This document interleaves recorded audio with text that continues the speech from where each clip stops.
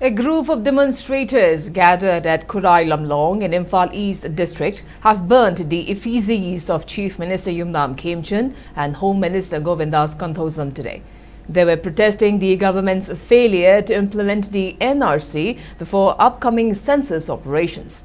Chanting slogans like "No NRC, no census" and "No IDP settlement, no census," the demonstrators also blocked the Imphal to Ukhrul road by burning tires and erecting temporary fences.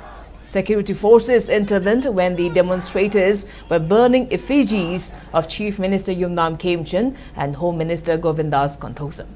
A protester was injured in the police action to disperse the crowd.